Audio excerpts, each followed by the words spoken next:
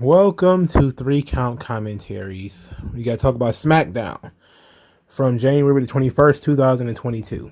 All right, now if you thought WWE didn't do reruns, then you were obviously wrong. Every match on this show, with the exception of probably one, was a rematch from one of the last 2 or 3 weeks. It felt like a rerun. With new content. It's like when they released DVDs and then they will release them again a couple weeks later with new information, or like they release a video game and then you got to download extra players and that kind of stuff. You get extra content, like a Madden game. It's the same damn game as last year, just with a little bit changes. That's how SmackDown was. They had cut the roster, and this is when I finally started noticing, like, the roster cuts have really shredded SmackDown, especially, where there's almost nothing fresh on this show anymore. Outside of Roman wrestling new opponents, it's pretty much the same damn show every week, But at least the main event was dope. So let's talk about that.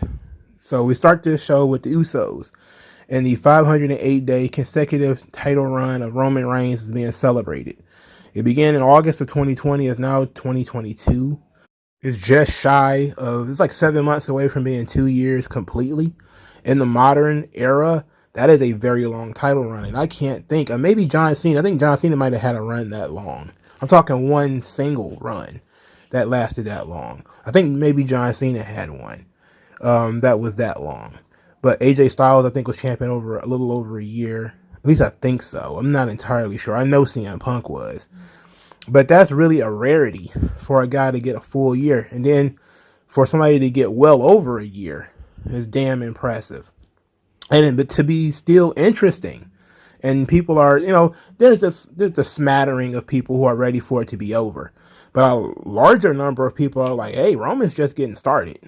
There's still some people he hasn't wrestled. But at the same time, you're also like, they've killed the entire babyface side of the roster. What more can you do outside of turning him babyface as the champion? What more can you do? Which, may be the thing that they decide to do at the end. They may decide to try to turn Roman babyface and have him drop it to a heel rather than drop it to a babyface. That could also be the thing. Anyway, Seth Rollins sauntered out there in a bathrobe to celebrate Roman winning, and to celebrate Roman title run coming to an end very soon. Then he says that Roman proved him right, that he couldn't do things alone, by sending the Usos to Raw to kick him in the face. Then he says he wants to give some celebration for the Usos. He started chanting for the Usos. He says the Usos are carrying you just like me and Mox did in the Shield. They're carrying you. And then, of course, the internet just went haywire with, oh my God, he said Mox on. I'm like, come on. Was it really that big of a deal that we had to start doing articles about it and everybody got like it's the biggest deal of all time? It wasn't that big a deal. These guys are friends. Calm down.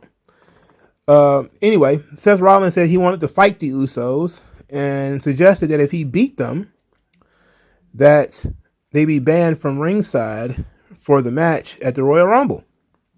Roman laughed at that, even though Jey Uso accepted it. Roman wasn't thrilled about it. Jey Uso tried to cover it up as Roman kind of stared at him by saying that nobody was stupid enough to team with Seth Rollins anyway. Which was a damn good point, considering Seth Rollins is a heel. that was a pretty good point.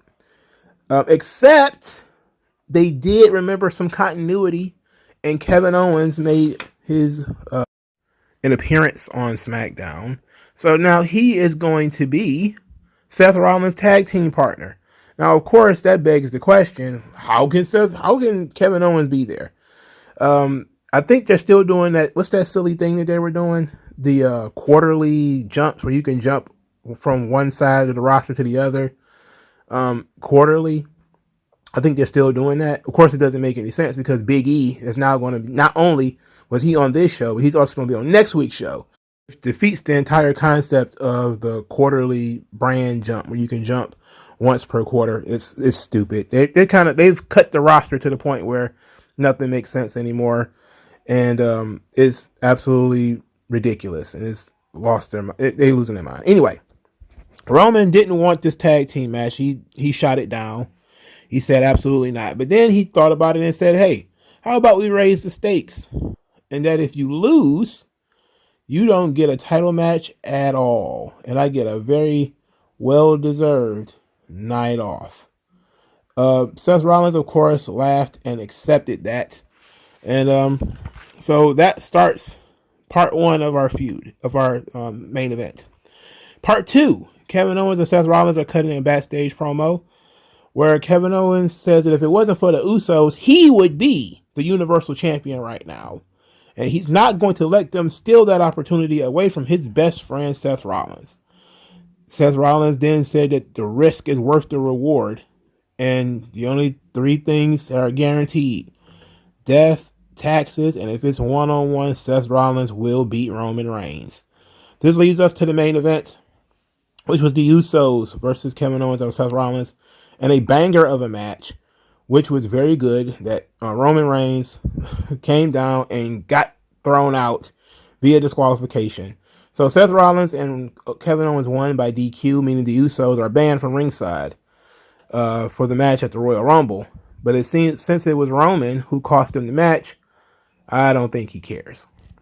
All right, so the fans are taking the Seth Rollins babyface lean. I won't call it a turn because, you don't really turn babyface. I would say they're taking that lean with much vigor. They're happily going along with Seth Rollins being the babyface in this feud. They're singing his theme song. They're chanting for him. They're really going crazy for him for the hot tag. It's all very well set up for him. And they're playing into it very well. Seth Rollins is trying to play the mind games by saying Roman can't do it by himself. Roman now has made the decision that he will do it by himself by getting the Usos disqualified. Now, the Usos losing. I was ready to sit here and say, the tag team champions losing to a makeshift tag team is really horseshit. But they did the smart thing and had the match thrown out by disqualification and got some heat for Roman for doing so. So that was a smart move, even though people don't like disqualifications on television. In the real world, you don't have the tag team champions lose to a makeshift tag team. You just don't do it. And WWE has done it 100 times. And yes, I know they do it 100 times, but it's stupid every time they do it. So I'm glad they didn't. And it was smart for them not to. And it also got Roman more heat, which is good. But it also set up what we wanted it to be anyway. So we got the desired result, which is the Usos are not going to interfere. But we also avoided a painful conclusion, which is the Usos losing as the tag team champions. So that was good. Now, of course, we have to ask the question, Kevin Owens and Seth Rollins are heels on Raw, baby faces on SmackDown. I don't know how that works.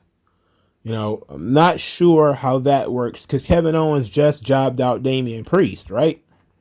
And we're supposed to like Damian Priest. Like, he's not a heel. I keep seeing people say Damian Priest's heel turn is not working out. It's like, this is not a heel turn. There's nothing remotely heelish about Damian Priest except for, the random disqualifications because he won't stop kicking people in the corner, which I'm tired of. They did it on this show too. I'm tired of that whole, they won't stop kicking them in the corner. It's like, the referee is supposed to, pull them off first. Get in there and separate them. And that's the job of the referee. You're not supposed to go for the immediate disqualification. It's like, come on. It's supposed to, what happened to warnings? What happened to separations? What happened to the referee being involved in the fucking match? Telling the wrestlers to do stuff, move around, shake around, separating them when they're in the ropes and stuff like that. This stuff is really odd. But I'm talking about something that I haven't gotten to yet. Anyway, the Usos not losing is good. Seth Rollins won as he needed to, but I'm really weirded out by this whole heel on Raw, babyface on SmackDown thing. I don't like it. I don't like the jumping back and forth between the people on the brands either.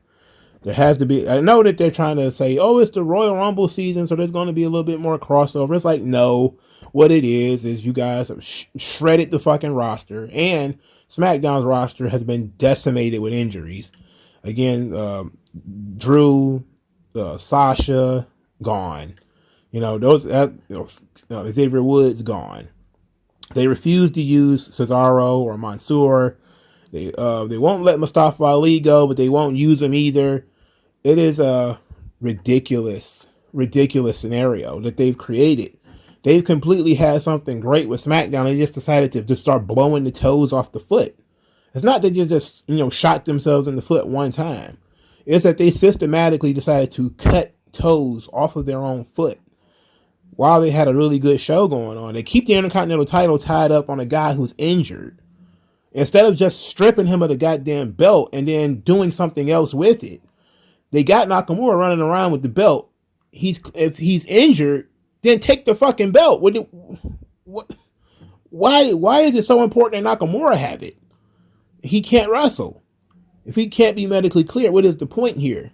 That's the kind of stuff I'm not getting. I'm not understanding it.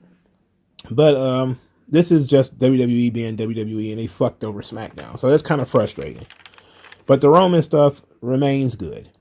The next segment was Madcap Moss and Kofi Kingston. Who cares? Madcap Moss does the job for Kofi Kingston. Big E comes out there to help Kofi. They throw Baron Corbin into the steel steps. Doesn't matter. He's back up after the commercial. Kofi Kingston wins. After the match, Big E gave Moss the big ending as Corbin slinked away. It didn't help his protege, friend, whatever. As I've already said, why is Big E here? I get it. SmackDown is short on talent, but this is where you start doing interesting things like giving people who don't usually cut longer promos more promo time. This is when you start doing interesting things like, hey, maybe utilizing some of the talent that you have. Maybe asking, what vignettes can we create to fill time? You can always do funny vignettes if you need to fill some time.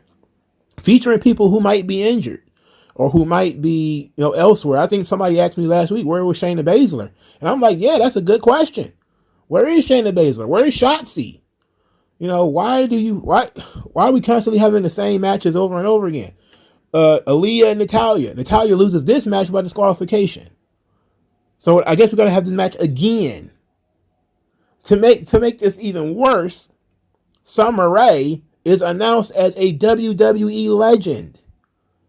What the fuck? Summer Rae is a legend now? Why can't she just be an alumni or something? WWE alumnus Summer Rae sounds a lot better. Sounds a lot more accurate than calling her a legend. Lord, between this and Alicia Fox, I'm like, are you fucking serious? Who's not a legend at this point then? Is Damian Demento also a legend? How about Salvatore Sincere, Duke the Dumpster Drosy? Are they legends? What the fuck did Summer Rae ever do? What did she do to reach legendary status? I don't think she was ever the champion. She was never in any major feud. She didn't have any great matches. What the fuck did she do? How is she a legend? I don't know, man. This is stupid. Anyway, as Natalya gets disqualified because she won't stop kicking Aaliyah in the corner, which is something I literally just saw Charlotte do like 2 weeks ago, maybe even last week. Maybe if the referees need to get a little bit more hands-on and separate the people. Anyway, Aaliyah wins by disqualification. Makes no sense. Then Xia Li comes out there. I was like, oh, she wasn't tossed into the negative zone. That's great. Awesome. We finally get to see Xia Li. She does 1 or 2 strikes on Natalya. Natalya bails. So they're continuing with the Xia Li Natalya thing, which they didn't forget, which is awesome. Glad they didn't forget. But Xia Li showing up once every 2 months or something like that ain't going to get her over. When they were doing the things with her father and they were showing the comic book vignettes, that stuff was working. That stuff was fun. And then they did the big entrance a couple of weeks ago. That was fun. But then she disappeared and you saw neither hide or hair of Xia Li for several weeks. She was supposed to have been teamed up with Naomi. And then they just dropped it. Now Naomi is back by herself again. So let's go into that since I'm talking about it. Naomi loses to Charlotte because Sonya Deville decided she was going to be the referee. So she gets rid of Charles Robinson, takes over the referee duties. Sonya gets bumped outside the ring. Naomi hits Charlotte with the rear view, which I don't understand why that's her finish, but it is. She gets the visual pin on Charlotte Flair. Nothing works, it doesn't matter. She gets up. Sonya Deville is confused and pissed off. Charlotte puts Naomi in the figure four. Sonya immediately rings for the bell. Shades of the Montreal Screwjob. What in the Bret Hart is going on here? I have the same question. What in the Bret Hart has happened to this goddamn show? Naomi loses once again because of Sonya Deville. Later in the show, we got Eric Bischoff. Eric Bischoff was there because I believe he is currently living in Nashville. I don't think it's long term, but he's currently there. That's also why Jeff Jarrett was there. So Eric Bischoff is giving some advice, some friendly advice to Adam Pearce that Sonya Deville has overstepped her boundaries and something needs to be done. So when Sonya Deville shows up, Adam Pearce says, look, you've obviously egregiously overstepped your bounds, which she did numerous times. She even did it. She's overstepped her bounds at least 2 months ago. Then said that he is affecting her ability as a WWE official. So he's going to go to upper management, because they're lower management, and suggest that Sonya Deville have a match with Naomi. Sonya Deville no-sells this, which, I was actually surprised to see, and says, well, okay, sure, let me know what they say. I like this segment only because it seems like we're finally getting somewhere with the Naomi Sonya Deville match. Now, of course, they already had a match in which Sonya Deville just brought out Shayna Baszler and they jumped Naomi and beat her up. So the question now remains, what did Adam Pearce do that's going to change that this time? How is it going to be any different this time? And I haven't heard anything that's going to make it any different. Now, a lot of people are getting kind of frustrated with the Naomi and Sonya Deville thing. They think it's dragging, which I do too. I think that there was not enough twists and turns, and there's also no explanation. And it doesn't work that Michael Cole keeps saying it. We still don't know why. It might be jealousy. Like, jealous of what? We have to. That is the most basic angle for storytelling, is the why. It's the most basic. I cannot tell you what's more frustrating. I would rather you have exceptionally bland characters, but at least I know why, rather than dynamic, exciting, interesting characters with interesting angles and no fucking reason for it to be occurring. There is just no reason for this to occur. Now, I would be okay with it if it was just Sonya Deville as a bitch, and that's really all it is. If she treated everybody the way she treated Naomi, but it's Naomi's the one that's fighting back, the one that's bucking up at her, that would make sense. That would be cool. But it's like, no, Sonya is kind of unfair with everybody, but she was being especially unfair to Naomi. Like all those weeks of Naomi trying to get on TV and Sonya Deville saying no. And then when she did let her on TV, she was putting her in unfair situations, that kind of stuff. Okay, there has to be a reason for this. There has to be a reason for this. Eventually, we have to tell people why this is happening. This is the single most important piece of any story, is the why. Fuck the conflict. The conflict is as important as the why, but you still need the why. Why? This is something that all of wrestling is missing right now. Why is this occurring? You put a match on the screen. Why is this match occurring? Los Lotharios versus the Viking Raiders. Why is this match occurring? There's no reason. The Viking Raiders just need to win so they can look like credible contenders, because they did beat them 2 weeks ago. And they didn't get their win back against the team that beat them. That was silly. Los Lotharios could be great.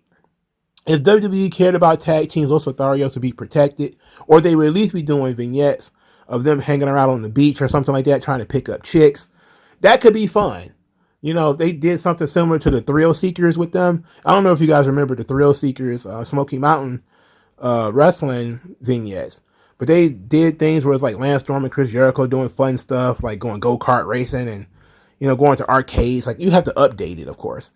But I would do it much like the old Saturday Night Live skit, where, you know, the dancing guys like Chris Cattell and all of them, when they would be in the "Don't Hurt Me No More," I would do something similar to that, where it would be Angel and Umberto in suits going to nightclubs trying to pick up chicks, you know, being very annoying in doing so. So it could be like, yeah, they're hot as far as they're good looking guys, but they're also kind of dorks or jerks or something like that. Therefore, they kind of get rejected. Like, that would make it fun. That would fill time. That would get them over. That would build a reason for eventually for them to come into contact with somebody as they try to pick up the wrong chick, or they hit on somebody backstage and it's somebody's girlfriend or whatever the case may be. That could be fun. You know, like simple stuff like that is all you really need to do to fill 3 hours, 2 hours, 3 hours. You could fill, you have so many people on the roster still. You know, you could definitely do fun stuff with Los Lotharios and the characters that they portray. They just choose not to. It's stupid. I'm an idiot, and I sit and I can come up with better shit than this. You know, and it's not just put them in the ring and let them wrestle for 45 minutes. I'm like, no, it doesn't take you that long.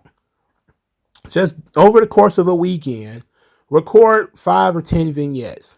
Take them out of the ring. You got one vignette a week for 10 weeks. That's 2 months worth of material on one tag team. And then they can still be working on house shows, on double team moves and stuff like that. They can even still wrestle matches if they really get over.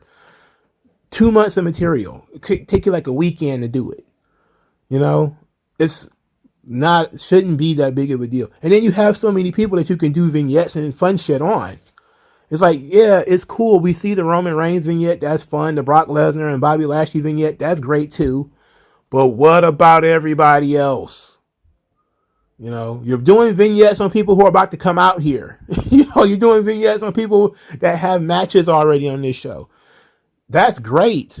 But then you also need to actually put over some of the people who are not going to be present to keep them in people's minds. One of the reasons why most of these folks are not over is because they're not consistently on TV. They're just not. You know, people get over when they're consistently on TV. How can you expect anybody to get over when they're not consistently on TV? Right? That's just a big issue, and AEW will find that out eventually. So Pat McAfee has a thesaurus, and he's going to define the word stupendous. This was probably one of my favorite segments of the whole night. And that says a lot. When Pat McAfee slamming the thesaurus on the table and giving us all of the synonyms for stupendous, because it's going to be a stupendous WrestleMania. It's going to be a stupendous 2-night event. And I was like, yeah, they're about to beat that word like a fucking drum. They're going to beat that. That's our word of the year. They're going to beat that word into like a fucking drum into your head. But I'm about to make a provocative statement. I want to see if somebody in the comment section is going to disagree with me. But Pat McAfee is the best NXT call-up that they've had in 2 or 3 years. Period. Bar none. Of people they've called up from NXT to do anything on the main roster, Pat McAfee is number 1 with a silver fucking bullet. Everybody that we thought, Karrion Kross, Keith Lee, Damian Priest, none of them, they all pale in comparison to Pat McAfee. Pat McAfee actively adds something to this show in terms of personality. He's not a babyface, he's not really a heel. He cheers for some of the babyfaces, he cheers for some of the heels. He's funny. He knows his stuff. He plays favorites. He hates Sonya Deville, for instance. You know, he always talks about how horrible and corrupt Sonya Deville is. That's great. But he also kind of, you know, is okay with other people being cheaters and full of stuff. Like, he likes playing around with Nakamura and Boogs. It's good stuff. Entertaining stuff. Pat McAfee is the best NXT call-up of the last 3 or 4 years. And the matter of fact, you might even be able to take it back a little bit further. I can't think of an NXT call up in the last 5 years that has had the most positive impact on a wrestling show. I don't think nobody has had an impact on WWE like Pat McAfee. As far as somebody that everybody enjoys. I have not seen anybody say anything negative about Pat McAfee. And look at all the people they pulled up from NXT within the last 5 years. Even Drew McIntyre was, within the last 5 years, if I remember correctly. Nobody has added personality and character and something to this show like Pat McAfee has. Feel free to argue it in the comment section. All right, so we got in Zayn, the Sami Zayn segment, where Sami Zayn says that Johnny Knoxville became famous for testing self-defense weapons on himself, and anything that idiot can do, I can do better. So now he's going to get a shock stick, and he's going to shock himself with a shock stick. Very ironic that WWE was and put out that statement about gory self-mutilation, and now we got this thing where Sami Zayn's supposed to electrocute himself. It's silly. Now I'm glad that it was a ruse. Like, that was the fun part, because this took up a lot of time. But I'm glad this was the fun part, because he's trying to pretend like, whoa, and they got the little buzzer and he's like, whoa, and he's bouncing off the ropes like, whoa, and everybody knows it's bullshit, right? And now he's like, I'm going to zap myself in the heart with a higher rating or whatever, and he's like, oh, and Pat McAfee notices he doesn't drop the thing. He's like, is it glued to his hand? So that was great. Then Johnny Knoxville, the Jackass theme plays. The place erupts. I'm like, are you serious? It says a lot that Johnny Knoxville got such a huge reaction in this town. I don't know if he's from Knoxville, but it says a lot that he got such a huge reaction. He came out there and said that Sami Zayn was making a mockery of what he did for a living, and said that he doesn't believe that the shock stick was real. And Sami Zayn said, of course it's real, and Johnny Knoxville asked to see it. So he hesitates before eventually giving it to him. And then Johnny Knoxville expecting it, say, oh, well, I guess it is real. But it wasn't on. And so Sami Zayn was like, of course it was on. You saw me zap myself. Like, you saw me zap myself. So Johnny Knoxville turns it on and zaps Sami Zayn. They play the sound from the Mounties shock stick.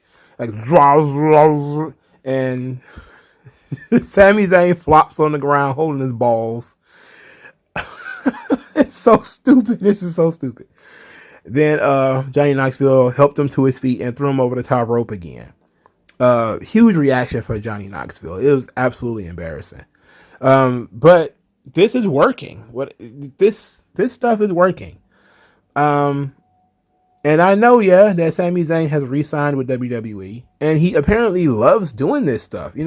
I would imagine a lot of the guys who were, busting their ass in Ring of Honor, some of them kind of prefer to not have to go back to that style, and some of them loved it. Some of them people are kind of like, shit, I earned these higher paychecks while doing less work. What do you want? These guys are like 36, 37 now, and you want them to go in there and get chopped up and beat up and all that kind of shit so they could look like Samoa Joe all over again? Like, I don't know. As much as I love Samoa Joe, half the reason why Samoa Joe can't wrestle now is because of the shit he was doing before. And all of these guys were doing it too, because all of them were taking chair shots to the head and jumping off crazy stuff and blading and all a bunch of horse shit they were doing in Ring of Honor. I think, didn't Samoa Joe jump off a balcony or something like that? He jumped off something and he landed on his back. He landed on some stairs or something like that. Was that in TNA or was that in Ring of Honor? I don't remember. But I'm talking faster than I think. That's why I don't remember. So in any event, these guys have put themselves through hell. And this is much easier on the body. As Danielson has said, like, he could sleepwalk through some of these WWE matches because he knew his stuff so well, and he knew the style so well. And these guys kind of like that stuff. They're like, shit, I can do segments, I could do character stuff. I don't have to work as hard. Okay, now of course they have to work harder due to house shows and traveling and stuff like that. You definitely work harder than somebody in AEW, but the physical toll on the body is not the same. And I did ask the question, like, what would Sami Zayn do if he was to leave WWE? Is he going to go back to being El Generico? I don't know. Why would you want to go back to that? That was goofy and stupid. But Sami Zayn is going to stick around. That's good. I don't have any nothing negative to say about that, at least. So the last thing there is Ricochet versus Sheamus, which of course happens. I think this match was from last week. The only difference is Ridge Holland is back, but we get the same outcome. And so much that Ricochet just gets obliterated by Sheamus. I don't see the purpose in this. I don't see why this occurs. Like, I don't see why people think you get something out of beating the same person back to back. You don't. Like, you literally don't get anything out of that. I don't know. This is where I often will say AEW does it much better by separating these fucking rematches. You got to have the rematch, okay, cool, but separate these matches by at least 2 or 3 weeks. Having them back to back like this is kind of like, oh, fuck. It makes you feel like you're watching a rerun. It's just like, shit, what am I investing 2 hours into this fucking show for? Let alone 3 fucking hours into this show. You're just going to put on the same shit you put on last week. And then what? It's horseshit. It's a waste of fucking time. Of course, the last segment that for me to even be discussing is Jeff Jarrett, who did his JEFF thing with Rick Boogs and Nakamura. And that was it. It was just an appearance by Jeff Jarrett. It wasn't nothing special. So SmackDown has been ruined through the injuries and those cuts. Didn't even notice. But part of it is, like I said, it's not that the cuts have, made the roster thin. The roster is not thin. They have more than enough people. They just don't fucking use the talent that they have. It's literally that simple. It's literally that simple. SmackDown would not be nearly as bad if they utilized the talent better. I'm talking vignettes. I'm talking promos. I'm talking maybe a longer match here and there, depending on the person involved. You had no Lita this week, which was weird. I thought that it would have made sense for Lita to show back up. They didn't even do anything with Charlotte to mention Lita. Like, they didn't have like a small insert or anything for Charlotte to talk about Lita and hitting her and giving her the twist of fate the previous week. They acted like that didn't occur. Like, that was weird. But I will say this. I think of the Charlotte Flair era robes, tonight's robe, SmackDown's robe on this show was probably one of the better ones. I loved the robe that she had on this show. I didn't need to hear her voice. I didn't really need to hear Charlotte talk, but I felt like it was necessary to address the Lita stuff. I felt like it was very necessary to address that, and I don't feel like that was properly addressed on this show. But there's this SmackDown, again, outside of the Roman Reigns stuff, everything else is just dirt clods. And you're looking for different reasons to be excited. And there's some potential there. There's a lot of potential there. But what are they doing with it? Nothing. Nothing. And so many of these characters are not changing, not growing. That's another big problem, too, is that the New Day has been the New Day for so long. They're not more serious than they were last year. No loss matters that much. You would think that Xavier Woods having his crown crushed and him being embarrassed by Roman Reigns and all that stuff would change his character. It didn't. It just went and got him a new crown. And now he's still the same old goofball he was before, and Kofi's right there with him. It's like, fuck, there is no progress on this show. So even if it's a different show as far as different people are wrestling different matches, the characters are not growing. The characters are not changing. The characters aren't learning anything. So it's a surprise when somebody like Kevin Owens does pop up and say, oh yeah, remember when you guys jobbed me out of my Universal title and now I'm going to come back and make sure you guys don't do it to anybody else? It's like, literally, there could have been 100 people on the roster who could have had that same storyline. Cesaro could have done that. Edge could have done that. There's a lot of people who could have said, Roman and the Usos have been fucking people over for a year. Hey, we're going to put a stop to it by coming out there and helping and maybe actually getting a goddamn babyface over by trying to stop this madness. But no, they will not use the people that they have. They have the exit stage left mentality where after you do your thing, you don't get shown on TV anymore. We rapidly have the same matches featuring the same people doing the same shit, the same shtick every fucking week. It's like, no, that shit is frustrating. This week really was frustrating because they got so much talent and people are like, oh, it's the cuts. I'm like, it ain't the cuts, man. It's fucking laziness. You probably had to create a catering crew full of people who could have been doing something on this show. Even if it wasn't nothing but them going out there doing cringe promos. It would have been a lot better to do a cringe promo for somebody who don't really cut promos to get them the opportunity to do it. Versus, hey, we're going to have the same people talking every week and do the same fucking match. You could have kept that fucking Natalya and Aaliyah match. You could have kept that. What do we need that for? Back-to-back weeks too. What do we need that for? We didn't need that. Ricochet and Sheamus, did we really need that? As far as we could have did a Sheamus segment where him and Ridge Holland talked about Ridge Holland's, miraculous comeback, and Ridge could have talked about, how horrible it was to break his nose, and next time he sees Ricochet, he's gonna fuck Ricochet up, and then Ricochet jumps off the top rope and drop kicks him in the back or something, and then he kind of runs away from him because it's two big dudes and it's just little old him. To set up maybe another match next week or to continue his feud with Ridge Holland or something like that. Something simple, and this is just shit I sit down and come up with off the top of my fucking head. This is not pre-prepared stuff, You can literally come up with fun shit that these guys could do that will further their storylines, but at the same time, not give us the same shit we just got last week. There's literally 100 other things you can do. They are purposefully tanking these shows. They're in complete and total cruise control until the Royal Rumble because they only got one more. It was only 2 weeks away. So that means next week's show probably going to be absolute garbage too. And then, hell, Raw might be one of the worst Raws of the year. Already. Because they don't care anymore.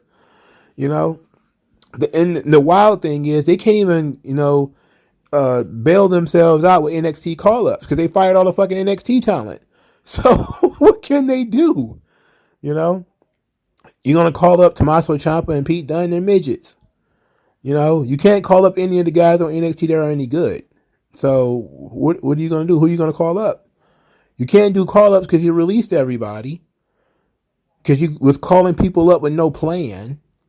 This whole thing is a fucking mess. They're the roster and the creative and WWE has been an absolute disaster.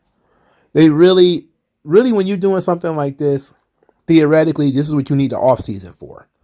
When WWE says there's no off season, that's a negative and it's a positive. It's a positive for their sponsorships and their TV networks and TV deals and stuff like that because at least those people know you will have Raw, SmackDown, NXT every single week.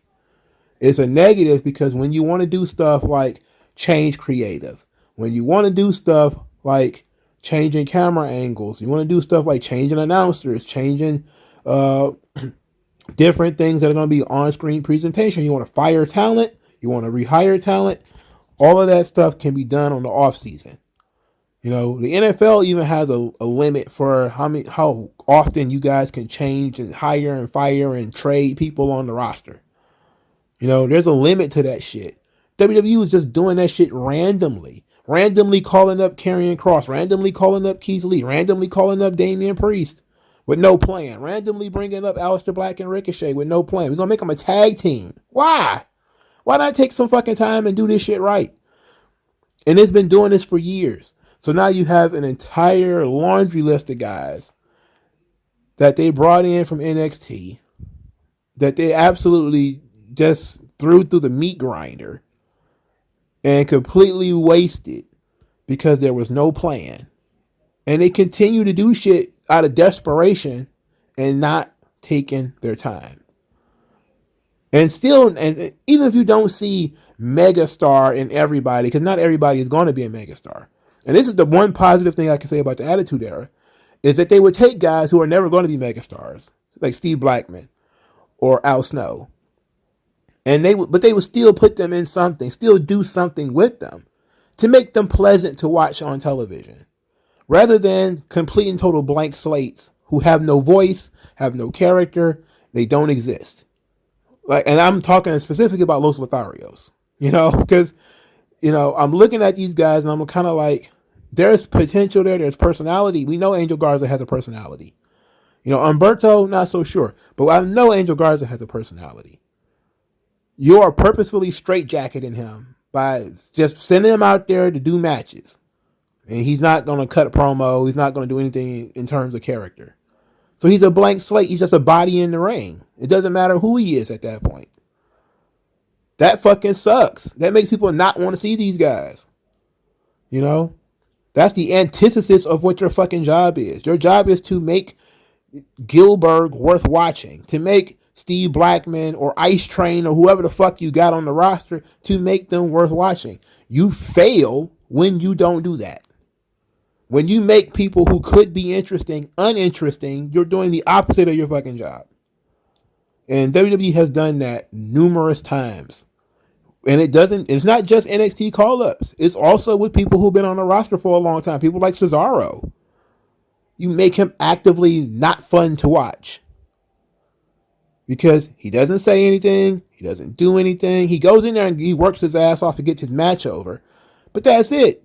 Is he going to cut a promo? No. Is he actually going to do some skits or anything like that could be potentially fun? No. He just exists. And it's like, we don't watch TV to just see motherfuckers exist. We don't want to watch a TV show full of fucking extras. If you're not a TV star, get the fuck off TV.